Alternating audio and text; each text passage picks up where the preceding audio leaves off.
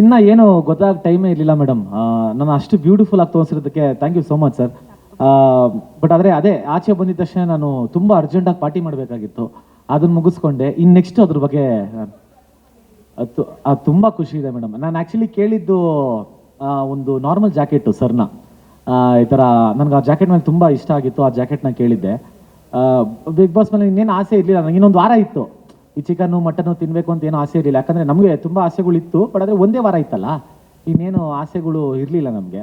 So ಅದಕ್ಕೇ Sudeep sir ಹತ್ರ jacket ಕೇಳಿಬಿಡೋಣ ಅಂತ ಇತ್ತು. ಬಟ್ ಆದರೆ ಅದನ್ನು ನಿನ್ನೆ ನನಗೆ ಗೊತ್ತಾಗಿದ್ದ ವಿಷಯ ಏನು ಅಂದರೆ, ಅದನ್ನು ಆ ಜಾಕೆಟ್ನ ಮಾಡೋಕ್ಕೆ 1.5 ತಿಂಗಳಾಗಿದೆ. ಆಮೇಲೆ ಬೆಲೆ ಗೊತ್ತು, ಬಟ್ ಅದ್ರ ಬೆಲೆ ಕಟ್ಟೋದು ಬೇಡ, ಯಾಕಂದರೆ ಸುದೀಪ್ ಸರ್ ಪ್ರೀತಿ ಇದೆಯಲ್ಲ ಸಾಕಷ್ಟೇ. ಹನುಮಂತ್ ಅವರೇ, ಇವತ್ತು ವಿನ್ನರ್ ಆಗಿ ಆಚೆ ನಿಂತಿದ್ದೀರಾ. ಇವತ್ತು ಮನೆ ಒಳಗಡೆ ನೋಡಿದಾಗ ಒಂದ್ಸಲ ಇಣುಕಿ ಯಾರು ನಿಮ್ಮ ಫೇವ್ರೆಟ್ ಸ್ಪರ್ಧಿ ಅನ್ನಿಸ್ತಾರೆ ಇವತ್ತು? ಅಣ್ಣ,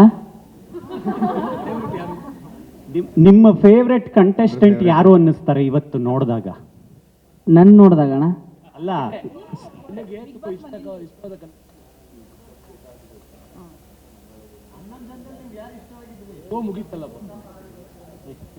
ಅಲ್ಲ ಹೊರಗೆ ಬಂದು ನೋಡಿದಾಗ ಎಲ್ಲರೂ ಇಷ್ಟ ಆದ್ರೆ ಮೊಬೈಲ್ ನೋಡಿ ನೋಡಿದಾಗ ಎಲ್ಲರದು ಇಷ್ಟ ಆತ್ರಿ ಅಣ್ಣ, ಎಲ್ಲರೂ ಇಷ್ಟ ಆದ್ರೆ ಹಂಗೇನಿಲ್ಲ.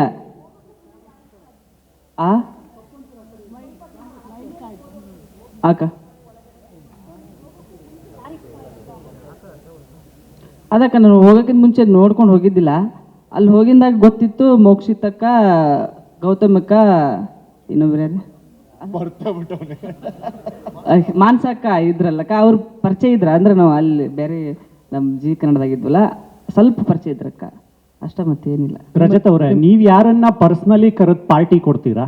ಇಲ್ಲಿ ಸರ್ ಹೇಳಿ.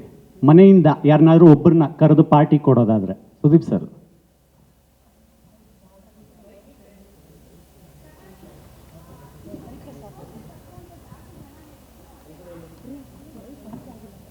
ವೀಕಲ್ಲಿ ಇಮ್ಯುನಿಟಿ ಕೊಡೋ ಟಾಸ್ಕಲ್ಲಿ ಧನರಾಜ್ ಅವರು ವಿನ್ ಆಗಿರ್ತಾರಲ್ಲ. ಸೊ ಅಂದರೆ ಮಿರರ್ಗೆ ಪರದೆ ಬಿಡ್ಬೋದಿತ್ತು, ಅದು ಬಿಗ್ ಬಾಸ್ದೇ ತಪ್ಪು. ಸೊ ಧನರಾಜಿಗೆ ಯಾಕಂದರೆ ಪ್ರೀವಿಯಸ್ ಟಾಸ್ಕಲ್ಲಿ ತ್ರಿವಿಕ್ರಮ್ ಅವರು ಮತ್ತು ಮೋಕ್ಷಿತಾಯಿಂದನೂ ಫೌಲ್ ಆಗಿರುತ್ತೆ. ರೀಗೇಮ್ನ ನೀವು ಆಡಿಸ್ತೀರಾ, ಬಟ್ ಆ ಟಾಸ್ಕಲ್ಲಿ ರೀಗೇಮ್ ಆಡಿಸೋದಿಲ್ಲ. ಬಟ್ ನೆಕ್ಸ್ಟ್ ಡೇವರೆಗೂ ವೇಟ್ ಮಾಡಿ ಆಮೇಲೆ ಡಿಸಿಷನ್ ತಗೋತೀರಾ. ಸೊ ಇದು ಬಿಗ್ ಬಾಸ್ದೇ ತಪ್ಪು ಅಂತ ನಿಮಗೂ ಅನ್ಸುತ್ತಾ? ಬಿಗ್ ಬಾಸ್ ತಪ್ಪು ಅಲ್ಲ, ಅದನ್ನ ಶೋ ಅಲ್ಲಿ ಹೇಳಿದ್ವಿ ಕ್ಲಿಯರ್ ಆಗಿ. ಅಲ್ಲಿ ಏನು ಮಿರರ್ ಏನಿರುತ್ತಲ್ಲ, ಮಿರರ್ ಇರೋ ಕಾರಣ ಅದರಿಂದ ಕ್ಯಾಮರಾ ಇರುತ್ತೆ. ಕ್ಯಾಮರಾ ಶೂಟ್ ಮಾಡೋದು ಜಾಗ ಬೇಕು ಅನ್ನೋದು ಮಾಡಿರುತ್ತೆ. ಅದನ್ನು ನೀವು ಅಲ್ಲಿಗೆ ಪರದೆ ಹಾಕಿ ಮುಚ್ಚಕ್ಕಾಗಲ್ಲ. ಅಲ್ಲಿಗಿರುವ ಡಿಸ್ಅಡ್ವಾಂಟೇಜ್ ಅಂದರೆ ಅದು ಕಾಣಿಸುತ್ತೆ. ಅಂದರೆ ನಾವು ಅಲ್ಲಿ ಒಂದು ಟಾಸ್ಕ್ ಟೀಮ್ ಇರುತ್ತೆ, ದಿ ವಿಲ್ ಗೋನ್ ಚೆಕ್, ಎಲ್ಲ ಚೆಕ್ ಮಾಡಿದಾಗ ಮೇ ಬಿ ಇವ್ರಿಗೇನೋ ಒಂದು ಹೈಟ್ ಅಡ್ವಾಂಟೇಜ್ ಆಗಿದೆಯೋ, ಇಟ್ ಕ್ಯಾನ್ ಬಿ ಎನಿಥಿಂಗ್. ಅದು ಏನದು ಗೊತ್ತಿಲ್ಲ ನಮ್ಗೆ. ಆ ಮೊಮೆಂಟಲ್ಲಿ ವಿ ಮಿಸ್ಡ್. ಅವ್ರಿಗೂ ಕೂಡ ಏನೋ ಒಂದು ರೋ ಏನೋ ಕಾಣಿಸಿದೆ. ಬಿಕಾಸ್ ಅವ್ರಿಗೆ ಆ್ಯಕ್ಚುಲಿ ಅವ್ರು ಶೋಲ್ಲಿ ಹೇಳ್ಕೊಂಡಿದ್ದಾರೆ. ಅಂದರೆ ಮಂಜು ಹತ್ರ ಮಾತಾಡಿದಾಗ ಫುಲ್ ಕಾಣಿಸ್ಲಿಲ್ಲ, ಒಂದು ಮೇಲ್ಗಡೆ ಮಾತ್ರ ಕಾಣಿಸ್ತಿದೆ. ಮೇ ಬಿ ಅವ್ರ ಹೈಟ್ಗೆ ಆ ಒಂದು ಆ್ಯಂಗಲಲ್ಲಿ ಮೇ ಬಿ ಕನ್ನಡದಲ್ಲಿ ಏನೋ ರಿಫ್ಲೆಕ್ಷನ್ ಕಾಣಿಸಿರ್ಬೋದು. ನಾವು ಚೆಕ್ ಮಾಡ್ತಾರಲ್ಲ, ಸೊ ಅವ್ರ ಹೈಟಲ್ಲಿ ಅದು ಕಾಣಿಸ್ತಾ ಇರ್ಬೋದು. ಸಮಥಿಂಗ್ ತನ್ನ ಒಂದು ಮಿಸ್ ಆಗಿದೆ. ಅದು ದುಡ್ಡು ತಪ್ಪೋದೇ ಇರೋಕ್ಕಾಗಲ್ಲ. ಬಟ್ ಸಮಥಿಂಗ್ ಅದು ಯಾರೋ ಒಬ್ರಿಗೆ ಫೇವರ್ ಆಗಿಬಿಟ್ಟಿದೆ.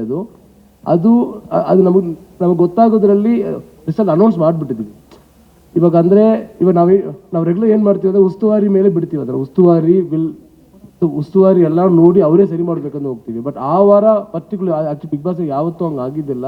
ಯಾಕಂದರೆ ಟಾಸ್ಕ್ ಮೇಲೆ ಎವಿಕ್ಷನ್ ಅನ್ನೋದು ಇತ್ತು. ಟಾಸ್ಕ್ ಗೆಲ್ಲೋರಿಗೆ ಇಮ್ಯುನಿಟಿ ಒಬ್ರಿಗೆ ಸಿಗುತ್ತೆ, ಅವ್ರು ಎವಿಕ್ಷನ್ದ ಸೇವ್ ಆಗ್ಬೋದು ಅನ್ನೋದಿದ್ದಾಗ ಅಲ್ಲಿಗೆ ಯಾರು ಒಬ್ರಿಗೂ ಅಂದರೆ ಗೊತ್ತಿದ್ದೋ ಯಾರು ಫೇವರ್ ಆಗಬಾರ್ದು ಅನ್ನೋದು, ಅದು ಎಲ್ರಿಗೂ ಒಂದು ಈಕ್ವಾಲಿಟಿ ಮೇಂಟೈನ್ ಆಗಬೇಕು ಅನ್ನೋದು. ಅದಕ್ಕಾಗಿ ಏನು ಮಾಡಿದ್ವಿ, we push the midweek eviction ಅಷ್ಟೇ. ಅಲ್ಲಿಗೆ ಯಾರು ತಪ್ಪೊಂದು ಹೇಳಿಲ್ಲ, ರೈಟನ್ನು ಹೇಳಿಲ್ಲ. ಸಮಥಿಂಗ್ ಇಟ್ಸ್ ಹ್ಯಾಪನ್, ಲೈಕ್ ಒಂದು ಆಕ್ಸಿಡೆಂಟ್ ಥರ ಆಗಿದೆ ಅದು. ಅದನ್ನು ಯಾರಿಗೂ ಅಂದರೆ ಅದನ್ನು ಯಾರು ನೆಗೆಟಿವ್ ಇಂಪ್ಯಾಕ್ಟ್ ಆಗಬಾರ್ದು ಅಂತೇಳಿ. ಬಟ್ ನಾವೇನು ಅನ್ಕೊಂಡಿದ್ವಿ ಅದೇ ಥರ 2 ಎವಿಕ್ಷನ್ ಹೋಗಿದ್ವಿ. ಅವತ್ತು ಮಿಡ್ ವೀಕ್ಲಿ ಆಗಬೇಕಿತ್ತು. ಈ ಒಂದು ಟಾಸ್ಕಿಂದ ಬರುವ ಸೇವ್ ಇದೆಯಲ್ಲ, ಅದನ್ನು ಪುಷ್ ಮಾಡೋಣ, ವೀಕೆಂಡ್ ಮಾಡೋಣ ಅಂತೇಳಿ ಮಾಡ್ಕೊಂಡಿದ್ವಿ.